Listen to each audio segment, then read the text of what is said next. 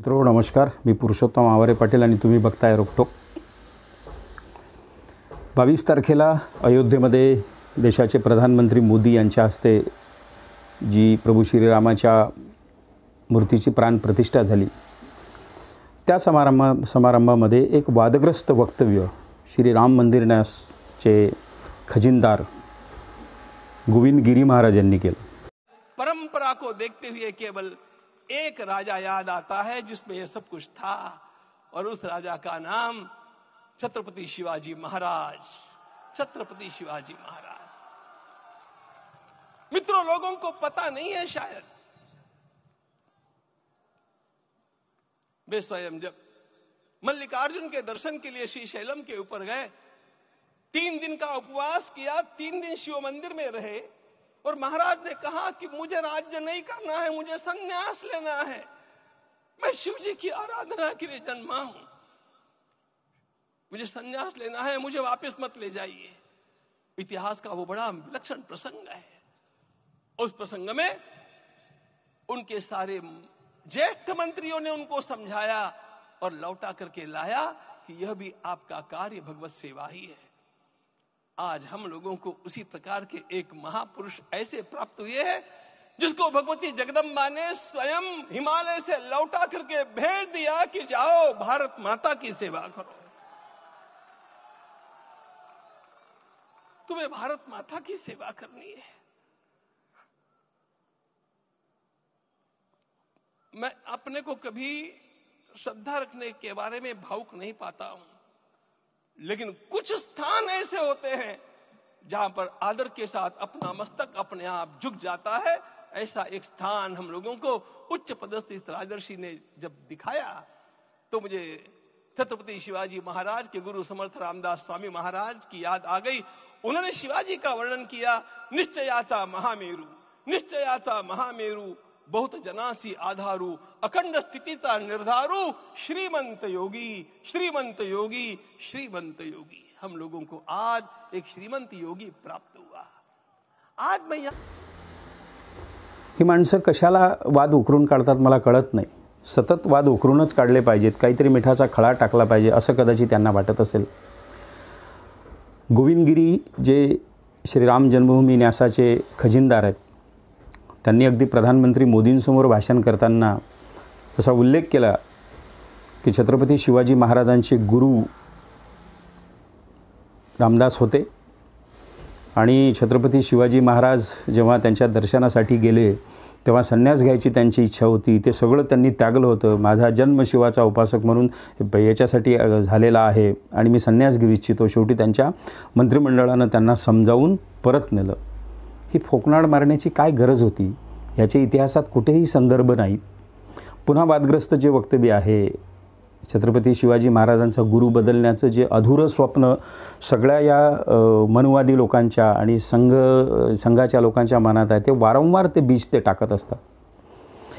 इतिहासामध्ये सिद्ध झालेलं आहे, त्याच्यासाठी जी कमिटी बसली त्याही कमिटीने महाराष्ट्रात सांगितलेलं आहे, तरीही वारंवार छत्रपती शिवाजी महाराजांचे गुरु बदलण्याचं कार्य हे सगळे संघवाले का करतायत हे कळायला मार्ग नाही। गोविंद गिरी महाराज जे आहेत हे मूलतः नगर जिल्ह्यातले म्हणजे महाराष्ट्रातले आहेत आणि महाराष्ट्रात राहणाऱ्या माणसाला हा सगळा वाद माहीत आहे।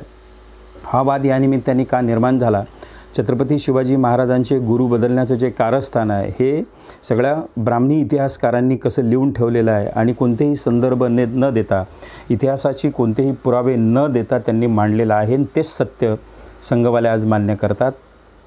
रामदास स्वामी हे कदाचित ब्राह्मणांचे गुरु असतील, असू शकतात, आपल्याला त्याच्याबद्दल मतभेद असण्याचं काही कारण नाही, पण अब्राह्मण किंवा ब्राह्मणेतर लोक जे एका विशिष्ट उंचीवर गेले त्या सगळ्या लोकांचा गुरु ब्राह्मण असल्याशिवाय त्यांना हे यश शक्य नाही। हा विचार कदाचित त्याच्या मुळाशी असेल, त्याच्या तळाशी असेल, हे त्यांना बिंबवायचं आहे की तुम्हाला ब्राह्मण जर गुरु भेटला नसेल तर तुम्ही विशिष्ट क्षेत्रात उंची गाठू शकत नाही। म्हणून छत्रपती शिवाजी महाराजांना सुद्धा समर्थ रामदास हे गुरु म्हणून चिपकवले जातात। पुन्हा देशभरात हा चुकीचा संदेश गोविंद गिरी महाराजांनी देण्याचा प्रयत्न केला। गोविंद गिरीच नाही तर संघ परिवार असेल, भाजप असेल किंवा त्यांच्या सगळ्या भगिनी संघटना असतील, या सगळ्या संघटनांमध्ये असा मेसेज दिलेला असतो की छत्रपती शिवाजी महाराजांचे गुरु हे रामदास होते असं बिंबवण्याचा प्रयत्न करतायत. महाराष्ट्रामध्ये मोठं दीर्घकाळ एक विचारमंथन झालं. त्या विचारमंथनाच्या शेवटी हे सिद्ध झालं वेगवेगळ्या पुराव्यांवर. अनेक म्हणजे माम देशमुख असतील, डॉक्टर आ साळुंके असतील, प्रवीण गायकवाड असतील, जेमिनी कडू असतील, पुरुषोत्तम खेडेकर असतील, अशा अनेक मान्यवर इतिहास संशोधकांनी, इतिहासाच्या अभ्यासकांनी हे सिद्ध केलं आहे की समर्थ रामदास हे छत्रपती शिवाजी महाराजांचे गुरु नव्हते. तरीही वारंवार जी गोष्ट महाराष्ट्रामध्ये अभ्यासाअंती सिद्ध झाली, तरीही ती गोष्ट वारंवार बहुजन समाजाच्या किंवा देशाच्या माती मारण्याचा अट्टहास हे संघवाले का करतात? या निमित्ताने हा विचार आपण सगळ्यांनी या प्रक्रियेचा विचार करण्याची गरज आहे. वारंवार समाजामध्ये दुही टाकायची, दुफळी निर्माण करायची, असा एखादा मिठाचा खडा टाकायचा की त्याच्यातून सगळ्या बहुजन समाजाच्या तरुणांमध्ये, इतर माणसांमध्ये वैचारिक संभ्रम निर्माण करायचा. आणि वैचारिक संभ्रम एकदा निर्माण झाला की माणूस भटकतो, आणि माणूस भटकला की स्वतःच्या इतिहासाचं वेगळ्या पद्धतीनं, चांगल्या पद्धतीनं परिशीलन करू शकत नाही. आणि डॉक्टर बाबासाहेब आंबेडकर असं म्हणतात की जो स्वतःच्या इतिहासाचा उत्तम पद्धतीनं अभ्यास करू शकत नाही, तो पुढच्या आयुष्यामध्ये उत्तम पद्धतीने इतिहास घडवू शकत नाही. बहुजनांच्या पिढ्यांनी उत्तम पद्धतीने इतिहास घडवू नये, ते पथभ्रष्ट व्हावेत, ते संभ्रमित व्हावेत, असा प्रयत्न एका बाजूला संघ परिवार करत आहे. आणि दुसऱ्या बाजूला आपले अनेक लोक असे आहेत, अनेक बहुजन आहेत, ते या सगळ्यांच्या नादी लागलेले आहेत, ते भक्त बनून त्यांचे अनुयायी झालेले आहेत. हे सगळं प्रक्रिया, सगळे विचार मेंदूत ओतून घेताना स्वतःचे मेंदू बाजूला काढून काही लोक त्यांचे शिष्य झालेले आहेत. हे अधिक घातक आहे. त्याच्यामुळे बहुजनांमधलीच माणसं समोर पेरायची आणि चुकीचे काही गोष्टी, चुकीचे विचार त्यांच्या डोक्यात टाकायचं, हे सातत्याने आपल्या देशात घडत आहे. आणि त्याचा प्रत्यय 22 तारखेला गोविंद देवगिरी महाराज यांच्या या वक्तव्यानं आपल्याला आलेला आहे. संभाजी ब्रिगेड असेल, मराठा सेवा संघ असेल, इतर अनेक संघटना असतील, त्या संघटनांनी त्याचा तात्पुरता निषेध केला. परंतु केवळ निषेध करून चालणार नाही.